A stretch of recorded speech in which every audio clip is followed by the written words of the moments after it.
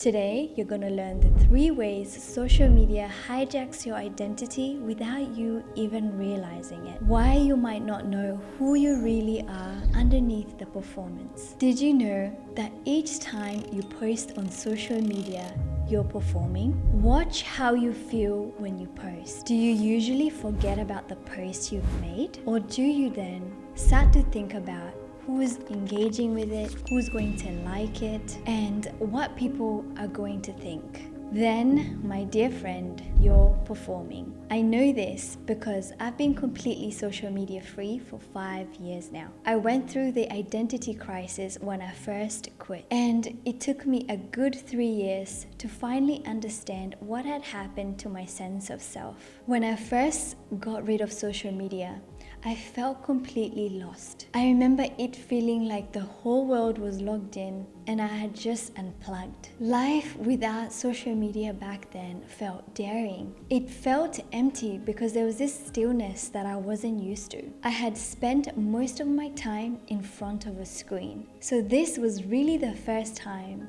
I realized that there was a completely different reality from being on social media and being off social media. Being plugged into it most of the day versus living is completely different worlds. That emptiness that I had felt initially, it became the beginning of me realizing who I actually was underneath all that digital noise. The first way social media hijacks your identity is by making you see yourself through other people's eyes. I remember I used to look through my phone for so long before I found the perfect photo for me to post. I thought I was sharing my life, but I didn't realize that I was just performing a version of myself. I had lost touch with what I actually enjoyed versus what looked good online. The real me, who laughed out too loud sometimes, looked tired sometimes, she got buried under this edited version.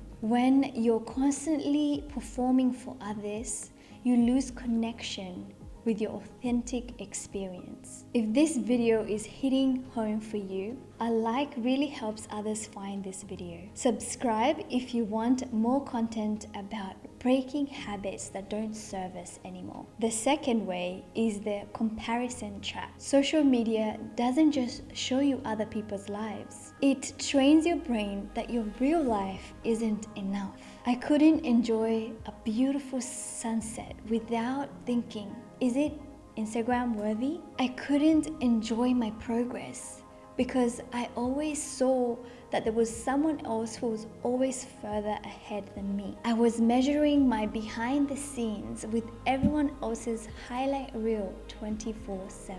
Constant comparison kills your own ability to appreciate your own unique journey. The third way is that social media replaces your inner voice with everyone else's opinions. I had stopped trusting my own judgment. Instead of looking within and seeing what I actually liked, I would look to other people's lives to make decisions in my own life. I would endlessly scroll through feeds to see what other people were wearing, how they had decorated their homes, what they were doing, and I would base my choices on that instead of what felt good to me. I gave away my power to decide what was right for my own life. So I want to leave you with this question. When was the last time you made a decision based purely on what felt right to you, without checking what anyone else was doing or thinking? Take a moment to really think about that. Let me know in the comments. I would love to hear your reflections. And if this video resonated with you, you'll definitely want to watch my video about what social media replaces in our lives.